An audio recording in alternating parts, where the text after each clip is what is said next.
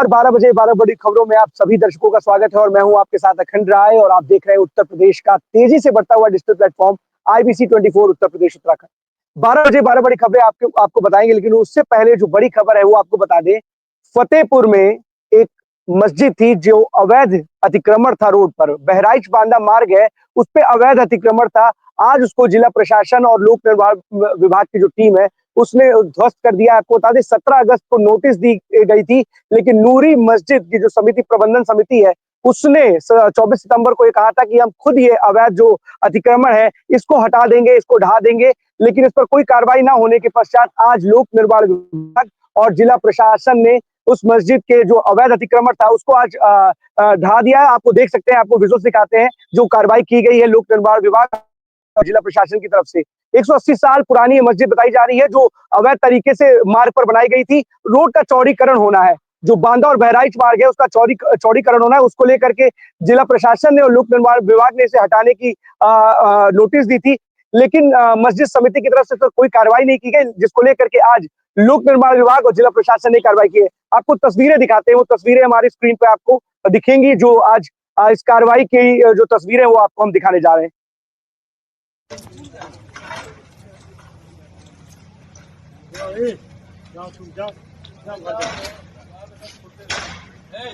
यहाँ ना खड़े हो तुम लोग, जाओ यार अंदर जाओ, आए नहीं सुन रहे।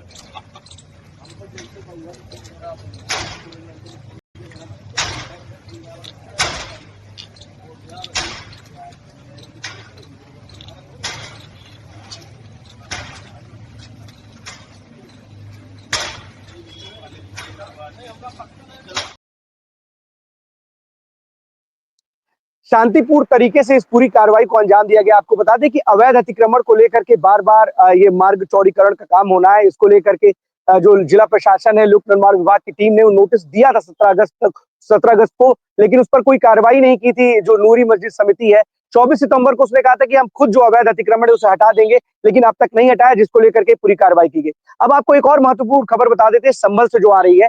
संभल में पुलिस ने सघन चेकिंग अभियान चलाया है, जिसमें जो सांसद है समाजवादी पार्टी के उनके घर के आसपास जो सघन चेकिंग अभियान चलाया है, तो उसमें बहुत ऐसी चीजें मिली हैं, वो तस्वीरें हम आपको दिखाएंगे और पुलिस की बाइट भी सुनाएंगे। जब उस तस्वीरों में आपको दिखाएंगे कि कैसे सघन जो चेकिंग अभियान चलाया गया था उसमें क्या क्या चीजें हासिल हुई है। सबसे पहली बात बता दें आपको, तमंचा मिला है, स्मैक मिला है, अनेक ऐसी चीजें वस्तुएं मिली हैं उनके घरों से जहां पर ये पूरी घटना को अंजाम दिया गया था, जहां संभल हिंसा हुई थी, पत्थरबाजी जहां से हुई थी। तो आपको विजुअल्स दिखाते हैं और पुलिस की वो बाइट सुनाते हैं जो उपद्रवियों के घर से जो तलाशी अभियान में जो चीजें मिली।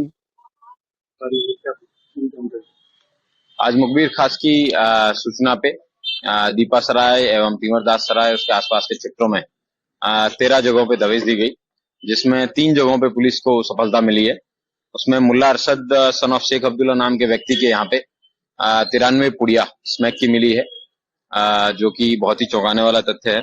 एक व्यक्ति ताजवर सन ऑफ नसीम, उसके यहाँ से 315 बोर का तमंचा मिला है, और एक अन्य व्यक्ति है मेहवर सन ऑफ यावर हुसैन, इसके यहाँ से 315 बोर का तमंचा और 2 लाइव कार्ट्रिजेस भी मिले हैं। उसके अलावा करीबन 32 के करीबन गाड़ियां हैं, उनके चालान किए गए हैं, कुछ गाड़ियां सीज भी की गई हैं। ये चेकिंग अभियान है, ये पुलिस द्वारा अनुरत रूप से संभल में चलाया जाएगा। अभी तक कुल 39 लोगों को गिरफ्तार कर लिया गया है, जो 24 नंबर की हिंसा हुई थी उसके मद्देनजर, और अन्य लोगों की भी गिरफ्तारियां सुनिश्चित की जा रही है।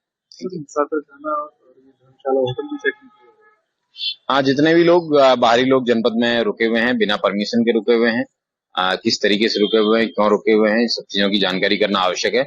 उसी को मद्देनजर रखते हुए चेकिंग की गई है और ये चेकिंग है अनवरत जारी रहेगी। ये एसपी है के बिश्नोई जो ये बता रहे थे कि सघन चेकिंग अभियान जो है वो चलाया जा रहा है और जो बाहर से लोग आकर के रुके उनके भी बारे में पूछताछ की जा रही है, उनसे पूछा जा रहा है कि वो यहाँ पर क्यों रुके हुए हैं। अब चलते अपने सभी सहयोगियों के पास 12 बजे 12 बड़ी खबरों के जो है वो उनके जिलों की, वो हमारे साथ एक एक करके हमारे स्क्रीन पे जुड़ेंगे। सबसे पहले चलते ज्ञानेंद्र के पास प्रतापगढ़। ज्ञानेंद्र, प्रतापगढ़ से कौन सी बड़ी खबर है आज की? अखंड, देखिए मैं कल से जब से शुरू हुआ है तब से केवल प्रतापगढ़ में उपचुनाव को लेकर चर्चा हो रही है और लगातार चर्चाएं सिर्फ चुनाव पे हो रही है। क्यों? क्योंकि नगर पालिका का उपचुनाव काफी महत्वपूर्ण बन चुका है। ये चुनाव नहीं रह गया, अब उपचुनाव तो ये चुनाव से ही वर्के हो गया है। क्योंकि हमारे साथ रवि गुप्ता है, मैंने आपसे कल भी कहा था और लास्ट फ्राइडे भी बोला था कि बगावती सुर काफी उठे थे और खास तौर पे प्रेमलता के खिलाफ में उठे थे। हरि प्रताप 27 सालों से नगर पालिका में उनका दबदबा बना हुआ है। उसी को लेकर के भारतीय जनता पार्टी के पूर्व भाजपा जिला अध्यक्ष हमारे साथ है रवि गुप्ता जी। रवि गुप्ता जी, ऐसा क्या हो गया कि भाजपा के खिलाफ आप जाके निर्दलीय लड़ रहे हैं? पहला सवाल यही है और दर्शक भी यही जानना चाह रहे हैं। देखिए, जो पार्टी का निर्णय था वो सैद्धांतिक रूप से एकदम गलत था। और जब 18 सभासद किसी एक व्यक्ति विशेष के खिलाफ हो कि इनको मत टिकट दीजिए, चाहे जिसको दीजिए, इनका बड़ा विरोध है, और चाहे जिसको दे दीजिए, इसके लिए सब एक थे। 3 बार प्रदेश अध्यक्ष जी के पास गए, सब जगह गए। लोकतंत्र में इससे बड़ा विरोध नहीं हो सकता है। और ये अराजकता है कि ये प्रत्याशी बनने के बाद, टिकट पाने के बाद, ये जो निर्दलीय प्रत्याशी थे किस प्रकार से इन्होंने दबाव बनाया। और हम लोग भाजपा के सच्चे सिपाही, और संतोष मिश्रा जी इतने पुराने कार्यकर्ता भाजपा के, कोई कार्यक्रम होता है पूरा उनका समर्थन रहता है, पूरा उनका सहयोग रहता है, हर जगह वो लगे रहते हैं। उनको किस प्रकार से अराजकता करके बैठाया गया कि आपकी एजेंसी सील कर देंगे, आपको जो है बच्चे को जेल भेज देंगे, जिस प्रकार से। और मेरे ऊपर जो दबाव बनाया गया, आप देखे होंगे कि माननीय मंत्री जी 3 घंटे हमारे दुकान पे थे, उनका मैं स्वागत करता हूँ, भाई वो आए। लेकिन आप जबरन किसी को बैठा ले, ये तो प्रतापगढ़ और बेरा का ही लाल है। बिल्कुल। अखन देखिए, एक चीज बड़ी इंटरेस्टिंग रही कि संडे का दिन था। संडे के दिन परिवहन मंत्री दयाशंकर सिंह आए थे और उस दिन नामांकन का जो है बता दें कि लास्ट डेट थी, 7 तारीख का दिन था। 6 तारीख के दिन आए थे अखंड, और वो तकरीबन 3 घंटे से ज्यादा उसी दिन संतोष मिश्रा का जो है नामांकन पत्र वापस लिया गया। और फिर उसके बाद रवि गुप्ता के आवास पे, दुकान पे तकरीबन 3.5 घंटा दयाशंकर सिंह बैठे रहे और कंटिन्यू इनको फोन करवाया गया, इनके पिताजी के ऊपर दबाव बनाया गया। और ये केवल मैं ही नहीं, हर एक अखबार ये बोल रहा था कि उस दिन दबाव काफी बनाया गया। ऐसा क्या दबाव बनाया गया था? आप एक चीज बताइए ज्ञानेंद्र, जी जी एक जी सवाल है। मतलब सीधे तौर पे जो रवि जी हैं ये लगा रहे हैं कि मंत्री जो है वो इन पे दबाव बना रहे हैं, यही कहना है ना? अराजकता की बात भी कही है, और रवि जी कह रहे हैं कि जो दबाव है वो मंत्री बना रहे हैं। मतलब एक नगर पालिका के चुनाव में नगर पालिका के चुनाव में मंत्री एक व्यक्ति पर दबाव बना रहे जो उनकी ही पार्टी का कहीं ना कहीं से एक अच्छा एक तरीके से नेता है, जो कहीं ना कहीं पार्टी का एक धरातल पे काम करने वाला नेता है। बिल्कुल। देखिए, अखंड की 15 सालों से अधिक जमीनी स्तर पे काम किए हैं, और मैं तो पर्सनली देख रहा था, जिलाध्यक्ष जब ये बने थे तो उसके बाद से लगातार जमीनी स्तर पे काम शुरू किए। इनके साथ युवाओं का काफी जोड़ है, और लगातार अगर बात की जाए तो ये बताइए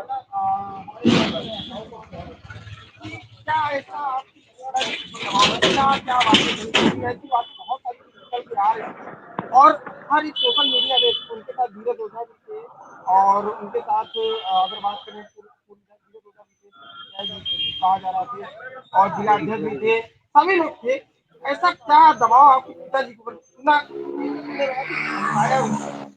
देखिए, माननीय विधायक की बात न करते, इसलिए मैं उनका बहुत सम्मान करता। माननीय मंत्री जी ने सबके, मैंने कहा मैं बैठूंगा नहीं, आप पूरी कोर्ट लेकर वहां पहुंच रहे हैं, दबाव बना रहे हैं जबरन, जिस प्रकार से कि मुकदमा करा देंगे, जेल भिजवा देंगे। जो जो कार्य संतोष मिश्रा जी के साथ किया गया, वही प्रयास मेरे साथ किया गया कि हमको भी दबाव बनाकर बैठा दीजिए। लोकतंत्र का पर्व है। लोकतंत्र पर्व में अगर मैं योग्य नहीं था, संतोष मिश्रा जी योग्य नहीं थे, आपने उनको नहीं लड़ाया, किसी को लड़ा, किसी कार्यकर्ता को लड़ाते हम लोग साथ होते, लेकिन ऐसे व्यक्ति को लड़ाया जिनके खिलाफ 18 साल से खिलाफ। तो अगर वो लोग योग्य नहीं थे, उनको बैठाने के लिए क्यों जरूरत में लगते? उनकी योग्यता साबित हो जाती, अयोग्य थे। तो ये देखिए, जिस प्रकार से चुनाव के ठीक पहले, आप दैनिक जागरण के हवाले से बता रहा हूँ, जो दैनिक जागरण में लिखा था कि 22 करोड़ की रिकवरी का आदेश है। मतलब जो इन्होंने अवैधानिक नियुक्तियां की, तो इन्होंने भ्रष्टाचार किया है। भ्रष्टाचार होता है, जांच होती है, साबित होता है, तब जाके रिकवरी होता है। 22 करोड़ से अधिक का रिकवरी का आदेश आ गया है। उन्हीं के परिवार में फिर से जो है प्रत्याशी बना दे रहे हैं।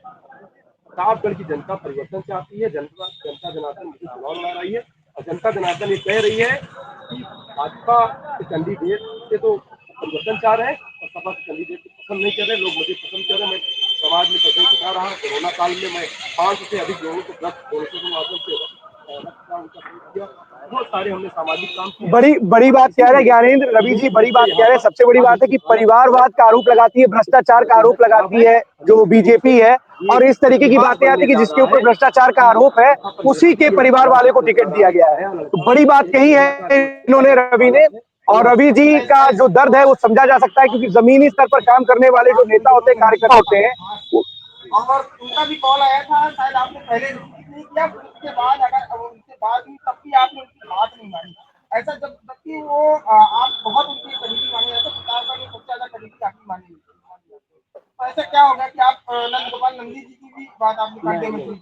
उनकी कॉल नहीं है, हमारा कॉल तो थी, वो फ्लाइट कोर्ट पे था, ये लोग पूरा ट्रेस कर रहे थे, पूरी अराजकता थी। कहीं रहते तो हमको उठा कर ले जाकर तहसील में अटक देते। तो ज्ञानेंद्र। ये जनता जनार्दन की आवाज थी। लोग हमको फोन कर रहे थे, दूसरे नंबर जो हमारे साथ लोग बैठा है, ये जानते थे कि उनके साथ होंगे। इस नंबर पर फोन आ रहा था कि भैया आपको बैठना नहीं है, क्योंकि विकल्प नहीं है। लोग परिवर्तन चाह रहे हैं और हमें विकल्प के रूप में और व्यापारियों की आवाज से बुलंद किया। और पूरे नगर के सभी वर्ग के लोग, चाहे वो ब्राह्मण वर्ग के ज्ञानेंद्र, लोग, आप सुन पा रहे हैं? वर्ग के लोग, चाहे एससी वर्ग के लोग, यहाँ तक कि मुस्लिम मतदाता भी हमारे साथ है।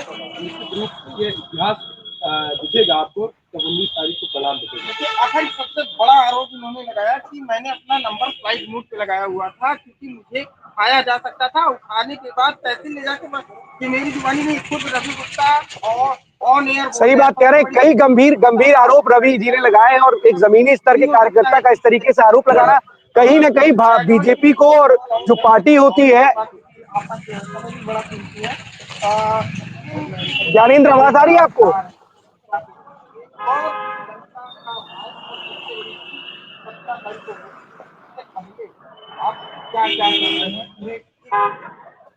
देखिए, सबसे बड़े मुद्दा है कोई व्यक्ति 27 साल से जिस चीज पर काबिल हो, तो लोग क्या करते हैं, आज वहाँ नाले की निकासी की है, पेयजल निकासी का कोई प्रबंध नहीं है नगर पालिका में, पूरे नगर पालिका में। एक बार आधे घंटे बारिश होती है तो आप ही लोग न्यूज चलाते हैं कि एसपी कार्यालय में पूरा पानी भर गया, डीएम आवास पानी भर गया। मुख्य जगहों पर पलटन बाजार, विवेक नगर, बलीपुर, सब जगह पानी भर जाता है। देवकली में जाइए, पूरे रोड पर नाला बह रहा है, रोड पर नाला बह रहा है, लोग नाले से गुजर रहे हैं। सिलसिला प्रतापगढ़ शहर में जो पुरानी पाइपें हैं वो 20-20 साल पुरानी है, 20 साल से वो नाले का पानी जो है उनके घर में जा रहा है। तो आप सोचिए, और बहुत सारी चीजें हैं, पार्किंग की आज तक व्यवस्था नहीं हुई। तो जो भ्रष्टाचार हुआ, नाले के लिए इतना पैसा आया, जल निकासी के लिए सीवर लाइन का पैसा आप जानते हैं कौन खा गया। तो मैं यही कहना चाहता हूँ, जनता जनार्दन है, जनता जानती है कि जो भ्रष्टाचार हुआ है और सरकार रहते हुए वो उजागर हो गया, रिकवरी का आदेश आ गया, आनंद फानन में 4 कथित सभासदों का एफिडेविट लगाकर कराया जाए, नहीं तो सबका सब खुल जाएगा। तो जो भ्रष्टाचार उनका खुल जाता है और सरकार। ज्ञानेंद्र, आवाज आ रही है आपको? बिल्कुल बिल्कुल, अखंड आवाज आ रही है। क्या आपको मेरी ज्ञानेंद्र बहुत अपनी सरकार पर, अपनी पार्टी पर आरोप लगा रहे हैं, और बड़े गंभीर आरोप लगा रहे हैं, अराजकता का आरोप लगा रहे हैं, भ्रष्टाचार का आरोप लगा रहे हैं। तमाम ऐसे सवाल है जो बीजेपी को खुल करके सामने आकर के जवाब देने चाहिए, क्योंकि मंत्री पर ही इस तरीके का आरोप लगा रहे हैं कि वो उन पर दबाव बना रहे हैं। लेकिन अगर इस तरीके से जमीन पर काम करने वाले कार्यकर्ता को नहीं सुना जाएगा, और अगर परिवार के ही लोगों को टिकट दिया जाएगा, तो कहीं ना कहीं जो कार्यकर्ताओं के मन में जो दुख है वो जरूर व्याप्त होगा, और इसी तरीके का रोष होगा, और उनको झेलना भी पड़ेगा। बहुत बहुत धन्यवाद आपका इस तमाम जानकारी के लिए ज्ञानेंद्र। बताइए ज्ञानेंद्र, बताइए। बिल्कुल, देखिए अखंड, इनकी नाराजगी सिर्फ एक चीज से है कि 27 सालों से जो नगर पालिका 1995 के आसपास से नगर पालिका बनी है, तब से हरि प्रताप जी का कब्जा रहा है, स्वर्गीय हरि प्रताप का। तो साफ तौर पे इनका गुस्सा ये था कि जब ऑन एयर भी हम लोग नहीं थे, तो इनका सिर्फ एक चीज था कि इनको ना मिले, कहीं और मिल जाए। और ये एक मीटिंग हुई थी प्रदेश अध्यक्ष के साथ में, सही है ना, प्रदेश अध्यक्ष के साथ एक मीटिंग, प्रदेश संगठन मंत्री के साथ एक मीटिंग हुई थी। उस मीटिंग में साफ तौर पे सभी लोगों से कहा गया था कि सर इनको ना दिया जाए और किसी को दे दिया जाए, लेकिन वो नहीं हुआ। आखिरी में उन्हीं को मिला। उसी का आज परिणाम भाजपा कहीं ना कहीं 17 तारीख के वोटिंग में जरूर देखिए कहीं ना कहीं और खामियाजा तो 70 भुगतेगी, हजार लेकिन जिस तरीके का आरोप बीजेपी दूसरे दलों पर लगाती है, उसके कार्यकर्ता भी यही आरोप अब उस पर लगाना शुरू कर चुके हैं। लेकिन कहीं ना कहीं लोगों को भी मौका देना चाहिए। बहुत बहुत धन्यवाद आपका इस तमाम जानकारी के लिए।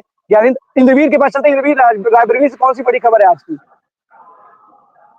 अखंड रायबरेली सर्वोदय नगर, रायबरेली में सर्वोदय नगर एक कॉलोनी है और वो कॉलोनी सीधे सीधे दर्शा रही है, बहुत ज्यादा समय न लेते हुए, क्योंकि बता दूं कि भ्रष्टाचार का भ्रष्टाचार की साफ साफ तस्वीर दिखने को मिली है। और ये अमृत योजना के तहत एक जो है सीवर पाइपलाइन डाली गई थी और उसमें उस सर्वोदय नगर में बीते कई सालों से, लगभग 1 साल की बात करें अगर, तो उसको आईबीसी ने 1-2 बार और भी कवर किया और वहां पे जब बरसात आती थी तो लोग गिर जाते थे, टूट जाते थे, फूट जाते थे, ऐसी हालत थी। खैर डीएम हर्षिता माथुर ने इसके बीच में अपना चाबुक भी चलाया और चाबुक चलाने के दरमियान कई बार ऐसी रही, एक रोड है जो कि कई किलोमीटर रोड की रही और वो रोड नहीं बन रही थी, लेकिन फिलहाल अब वो रोड जब बनने का उसका बारी आई और वो बन भी रही है और खैर 4 तारीख को बनकर कंप्लीट भी हो गई। लेकिन उसमें कैसे बनाई गई है उसके साफ साफ उसमें भ्रष्टाचार दिख रहा है। 4 तारीख को ये रोड बनके इसमें काम लगता है और आज 10 तारीख है, ये रोड बनके कंप्लीट होता है और ये रोड लगभग जो है 1.5 से 2 किलोमीटर की रोड है। और आप इसमें अखंड ये देख सकते हैं कि 4 से लेकर 10 तारीख तक 1.5 किलोमीटर रोड, ये पॉइंट बड़ा है। 1.5 किलोमीटर की रोड 4 तारीख से लेकर 10 तारीख के बीच में एक रोड बनके कंप्लीट हो जाती है और जहां पे इतने गड्ढे होते हैं और इतनी मतलब बुरा हाल होता है कि लोग वहां पे गिरते हैं, पड़ते हैं। और ये 1 सालों से पूरे रायबरेली में सर्वोदय नगर एक ऐसी सड़क रही है जहां पे हाईलाइटेड मामला रहा है। इस पे डीएम हर्षिता माथुर ने अपना कई बार चाबुक चलाया और लोगों को राइट टाइम करने की कोशिश करी, लेकिन राइट टाइम होते लोग नजर नहीं है। और उसके बाद भी यहाँ पे यह हालात है कि रोड बनी है, उसकी तस्वीर हमारे पास है, हम चाहेंगे दिखाने की कोशिश करें कि वो तस्वीर में सीधे दिख रहा है किस तरीके से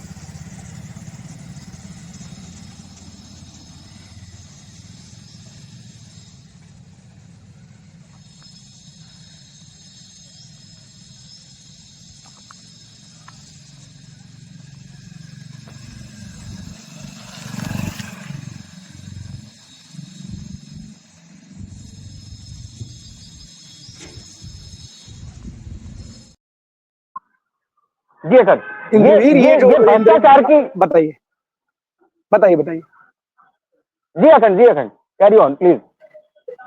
अब एक सबसे बड़ी बात है कि इतनी कम समय में रोड बन गई, रोड तो बना दिया आपने, रोड का हाल क्या है? नई सड़क का अगर ये हाल है जिसमें मुख्यमंत्री जी के पास पूरी की तरह ये सारी जानकारियां जाती हैं, रोड पर वो एक्शन लेते हैं। भ्रष्टाचार पर हरदोई में 16 अधिकारियों को सस्पेंड कर दिया जाता है, जिसमें बड़े अधिकारी भी जिले के जो होते हैं वो शामिल होते हैं। लेकिन अगर लखनऊ से बगल में रायबरेली में एक रोड बनती है और रोड का हाल ये है इतने कम समय में, तो एक्शन क्यों नहीं होना चाहिए? और अगर डीएम साहिबा के कहने पर ही ये रोड बनी है या उनके अंडर में बनी है, तो क्या उन्होंने इस पर कोई कार्रवाई की है इंद्रवीर अभी तक? नहीं, इसका पर्टिकुलर एक विभाग है। हाँ, डीएम के कहीं ना कहीं डीएम इसमें जो है देख के डीएम ने आदेश के और इससे कई ऐसी अभी जो है मनोज सिंह जो मुख्य सचिव उत्तर प्रदेश है वो भी आए थे और सीवरेज को लेकर के और ऐसी पाइपलाइन जहां पे डाली जा रही उनको लेकर के उन्होंने कई कंपनियों को जो है जो ठेकेदार थे पुराने उनको उनका निरस्त भी कर दिया और ऐसे कई सारे चाबुक चलाए। मनोज सिंह मुख्यमंत्री के जो मुख्य सचिव हैं वो उत्तर प्रदेश आए और उन्हें सीवरेज को लेकर और उसी में ये सर्वोदय नगर बहुत बड़ा काम रहा है। और किस तरीके भ्रष्टाचार हुआ, भ्रष्टाचार होने का तरीका देखिए इन ठेकेदारों का कि इन्होंने रात में ही अखंड रात में काम लगा, दिन में कोई काम नहीं होता था। जब भ्रष्टाचार करना होता था तो रात के अंधेरे में करते थे, दिन के उजाले में इन ठेकेदारों को कोई काम नहीं दिया। और वो तस्वीरों में साफ साफ देखा जा सकता है किस तरीके से इन्होंने भ्रष्टाचार किया है। और अगर ऐसा भ्रष्टाचार हुआ है तो हमारे और रायबरेली के विकास के लिए ये जो है बहुत ही शर्मनाक बात है। जी अखंड, सड़क जब ऐसे ही बनेंगी, भ्रष्टाचार की भेंट चढ़ेंगी, अधिकारियों के जेब भरे जाएंगे, तो सड़कों के गड्ढे नहीं भरे जाएंगे। सड़कों के जो गड्ढे भरे जाते हैं उस दरमियान जो अधिकारी होते हैं वो अपनी जेब भरने का काम करते हैं। और इस तरीके से सड़कों का हाल होगा तो जनता किस तरीके से सड़क पर चल पाएगी? कितने दिन ये सड़क चलेगी? इतने लंबे जद्दोजहद के बाद तो सड़क मिली और सड़क का हाल हम ये है कि कितने कम समय में पूरी तरीके से क्षतिग्रस्त हो गई, खराब हो गई। कितने दिन ये सड़क चलेगी? एक कहावत है, कई बार देखा गया है कि पहले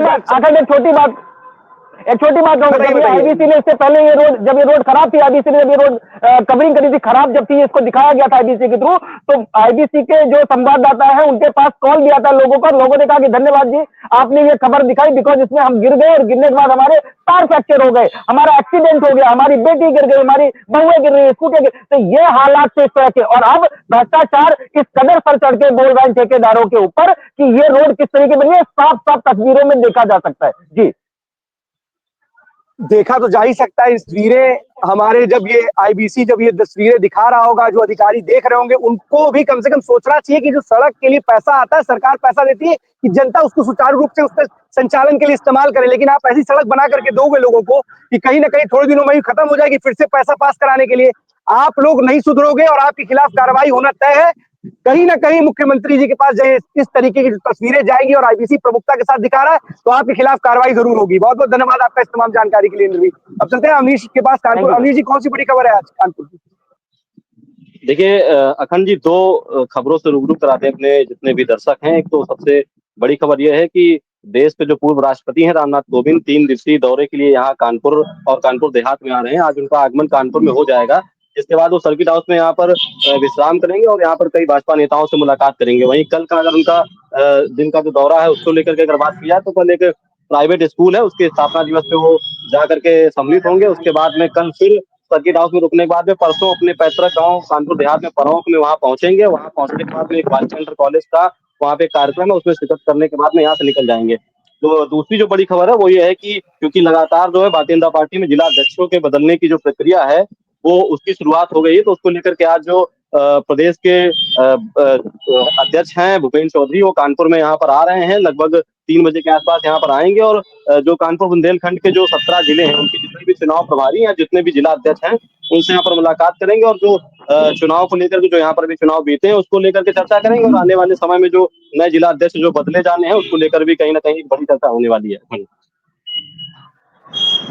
बीजेपी अब उपचुनाव के बाद अब संगठन में फेरबदल की तैयारी में है और जनवरी में नया प्रदेश अध्यक्ष मिलेगा, लेकिन उससे पहले जितने जिले के अध्यक्ष हैं और संगठन में जो बदलाव होने उस पर लेकर के पूरी जो तैयारी रणनीति उसको लेकर के काम करे बीजेपी। बहुत बहुत धन्यवाद आपका इस तमाम जानकारी के लिए। आदर्श के पास चलते हैं। आदर्श, हरदोई से कौन सी बड़ी खबर है आज की?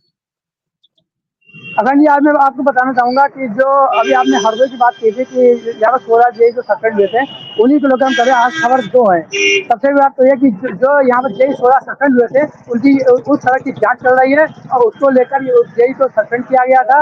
और दूसरी बात यहाँ पर यह है कि आक्रमण को लेकर है, यहाँ पर जो है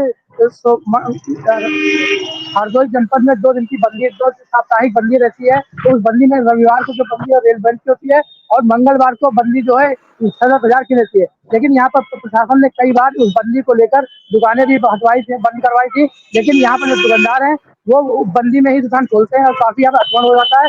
और जब दुकान खुलती है तो कहीं से बाहर से भी लोग आकर यहाँ पर दुकानें भी सजा लेकर पूछताछ कर रहे हैं और यहाँ पर सबसे बड़ा आक्रमण अगर जी देखने को मिलता है। अतिक्रमण को लेकर के सघन अभियान चलाने की जरूरत है जिला प्रशासन को। अगर अभियान नहीं चलाएंगे तो बाद में अतिक्रमण हटाने को वो हल्ला होता है, बाद में दिक्कत होती है। उससे न सिर्फ सरकार की गिरकनी होती है बल्कि माहौल भी प्रदेश का खराब होता है। बहुत बहुत धन्यवाद आपका इस तमाम जानकारी के लिए। आदर्श, मोहम्मद इमरान के पास चलते हैं। इमरान, कौन सी बड़ी खबर है आपके जिले से? देखिए अगर मैं आपको बता दूं, जिस तरीके से बिजनौर में एक परिवार मोहल्ला, बिजनौर के थाना किरतपुर में एक मोहल्ला पड़ता है मिल्कियान, जिसमें जो है एक परिवार के जो है आधी रात में उसका घर तोड़ दिया जाता है दबंगों द्वारा, लेकिन वो थाने भी जाता है, थाने में उसकी सुनवाई नहीं होती है। उसके बाद वो आज जो है एसपी अभिषेक झा के पास आता है और अभिषेक झा का कहना है कि हमने जांच के आदेश दे दिए हैं और जांच कर रहे हैं। कहीं ना कहीं पुलिस जो है दबंगों के दबाव में आकर के ये सारा काम कर रही है और ये जो है दबंगों से मिलीभगत से जो है आधी रात में जो है एक पीड़ित का मकान तोड़ दिया जाता है। जी आदेश। बहुत बहुत धन्यवाद आपका इस तमाम जानकारी के लिए इमरान। चलते हैं नितिन के पास। नितिन, गाजियाबाद से कौन सी बड़ी खबर है आज की?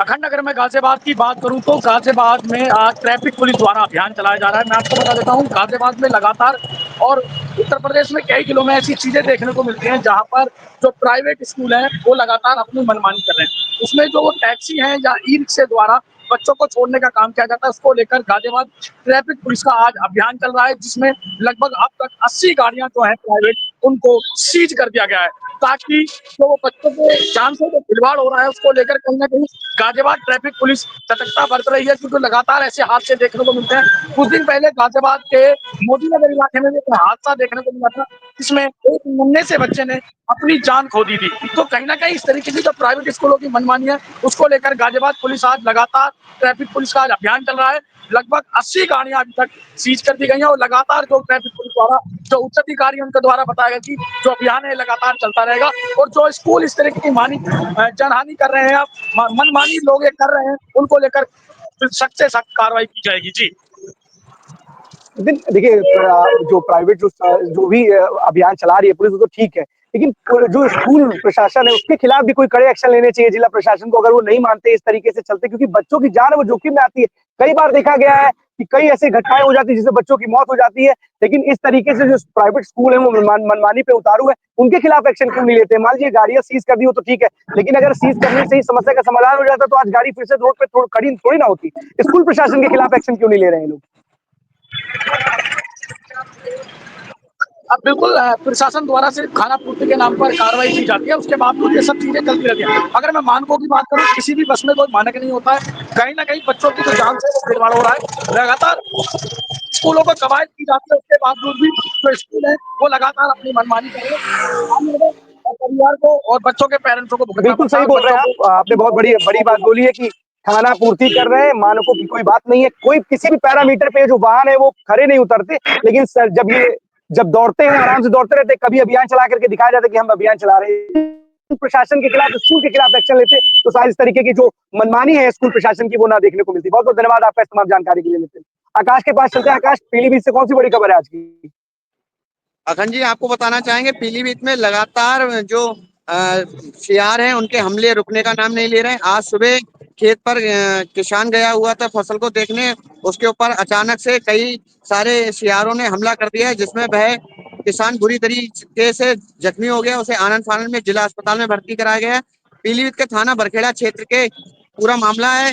यहाँ पर वन विभाग की लापरवाही के चलते जंगली जानवर जो रिहायशी इलाकों में पहुंच जाते हैं, जिसकी वजह से आम जनमानस को खतरे में कहीं ना कहीं नुकसान उठाना पड़ता है। इसको लेकर वन विभाग की तरफ से कोई भी अभी पुख्ता इंतजाम नहीं किए गए हैं। IBC 24 न्यूज ने कई बार खबर को दिखाया है, मगर जो यहाँ के अधिकारी हैं वो मतलब इस ओर कोई ध्यान नहीं देते हैं, जिसकी वजह से जंगली जानवर निकलकर लोगों पर हमला कर देते हैं और कई लोगों की इसमें मौतें भी हो चुकी हैं। जी, वन विभाग को इस ओर बहुत ध्यान देना चाहिए, क्योंकि इस तरीके की घटनाएं पूरे प्रदेश के लिए कभी ना कभी चर्चा का विषय बन जाती है और ना सिर्फ की जान इसमें चली जाती है। तो वन विभाग को इस ओर ध्यान देना चाहिए और कोई ना कोई एक्शन लेते हैं। बहुत बहुत धन्यवाद आपका इस तमाम जानकारी के लिए। जितेंद्र के पास चलते हैं। जितेंद्र, बस्ती से कौन सी बड़ी खबर है आज की? बिल्कुल अखंड, अगर बात की जाए तो बस्ती से दो बड़ी खबर है। पहली खबर की बात की जाए तो सूबे के मुख्यमंत्री जो योगी आदित्यनाथ है वो कल बस्ती, उनका वहां पे दौरा है बस्ती, यहाँ पे एक निजी कार्यक्रम में वो भाग लेंगे। फिलहाल मुख्यमंत्री योगी आदित्यनाथ के कल दौरे की वजह से अगर बात करें, चर्चाओं में बड़ा बस्ती शहर इस समय लगा हुआ है, क्योंकि बस्ती शहर का कुछ मार्ग ऐसा है जिस मार्ग से मुख्यमंत्री योगी आदित्यनाथ को जाना, वो कई दशकों से अगर बात की जाए तो वहाँ के जो गड्ढे थे या जो वहाँ की सड़कें थी जो खराब थी, रोड के किनारे की जो गंदगियां थी, वो कई दशकों से साफ नहीं की थी। लेकिन बस्ती जनपद वासियों को एक ये भी कहना है कि बार बार अगर हर महीने मुख्यमंत्री योगी आदित्यनाथ हो या प्रधानमंत्री हो अगर बस्ती दौरा करते तो शायद जो बस्ती जो है वो सयोजित हो जाए। नगर पालिका की बात की जाए या जिले के अधिकारी की बात की जाए तो शायद उन लोगों को जो ग्रामीणों की जो समस्याएं हैं, वहाँ के जो राहगीरों की जो समस्या है वो दिखने को मिले। कहीं ना कहीं मुख्यमंत्री अगर की मुख्यमंत्री कोई भी वीआईपी अगर कोई व्यक्ति अगर आता है, उनके आने पे गड्ढों को भर देना, साफ सफाई करना, सड़कों को साफ कर देना, ये कहीं ना कहीं एक ना एक जो है ये अपने आप को छुपाने का जो काम है ये जिले के जो अधिकारी है वो करते हुए दिखते हैं। अखंड, बड़े शर्म की बात है उन अधिकारियों के लिए कि अपने मुख्यमंत्री के लिए रोडों की साज सज्जा करते हैं, लेकिन आम जनता से उन्हें कोई मतलब नहीं है। मुख्यमंत्री जी आए, प्रधानमंत्री जी आए, कोई भी आए, वो अच्छी बात है, मुख्यमंत्री जी के लिए करना चाहिए, लेकिन मुख्यमंत्री जो है हमारे सूबे के, वो खुद चाहते हैं कि हमारे जो प्रदेश की जनता है वो खुशहाल रहे, उसको सारी सुख सुविधा मिले, लेकिन वो कभी नहीं कहते कि मैं आ रहा हूं तो उससे पहले जो सड़क है उसको बना दो। वो प्रदेश की जनता के लिए सड़क बनाने के लिए कहते हैं, लेकिन कितना बेकार रवैया है आपका। आपको शर्म आनी चाहिए उन अधिकारियों को जो मुख्यमंत्री के लिए या फिर किसी बड़े वीवीआईपी के लिए सड़कों का निर्माण करते हैं और आम जनता को छोड़ देते हैं उनके हाल पर। ऐसे ही चलते रहो, इसी रोड पे चलते रहो, आप लोग इसी पे चलने के लिए लायक हो। अरे कम से कम मुख्यमंत्री जी की बात मान लो भाई। मुख्यमंत्री जी कहते हैं कि पूरे प्रदेश की सड़कों का हाल जो होना चाहिए सही होना चाहिए, सड़कों पे गड्ढे नहीं होने चाहिए, सड़कें अच्छी होनी चाहिए कि हमारी जनता जो प्रदेशवासी हैं वो उस सड़क पर चले तो कम से कम अच्छे से चल सके, उनको किसी तरीके की कोई परेशानी ना हो। लेकिन अधिकारी अगर मुख्यमंत्री को, अधिकारी को या किसी वीवीआईपी को खुश करने के लिए ऐसा काम करते हैं, बहुत शर्म की बात है। बहुत बहुत धन्यवाद आपका इस तमाम जानकारी के लिए जितेंद्र। बड़ी खबर आपने बताई है और बड़ी ही महत्वपूर्ण खबर आपने बताई है। अपूर्व जी के पास होते हैं। अपूर्व, कौन सी बड़ी खबर है आज अयोध्या से आज की? देखिए अखंड 10 उप विधानसभा का चुनाव होना था, जिसको लेकर अब 9 का तो हो गया है, लेकिन सरगर्मियां 10वें की बढ़ गई है। बल्कि मैं बात कर रहा हूं मिल्कीपुर उपचुनाव की। मिल्कीपुर उपचुनाव में जो पिछड़ा वर्ग के प्रदेश सचिव रहे सूरज चौधरी, जो अब टिकट को लेकर खंडमंडल मच चुका है, जहां पर वो उन्होंने प्रेस कॉन्फ्रेंस की है और साथ ही साथ उन्होंने कहा है कि वादा मुझे किया गया था, लेकिन परिवारवाद की नीति के कारण समाजवादी पार्टी ने जो है अवधेश प्रसाद जो मौजूदा सांसद हैं उनके बेटे को दिया गया, जिसको लेकर 500 समर्थकों के साथ वह सपा से निष्कासित हो गए हैं और त्याग दे दिया है। हालांकि ये सरगर्मियां तेज हो गई हैं। दूसरी बड़ी खबर ये है कि राम मंदिर को लेकर अंतर्राष्ट्रीय रामकथा संग्रहालय बनाया गया था।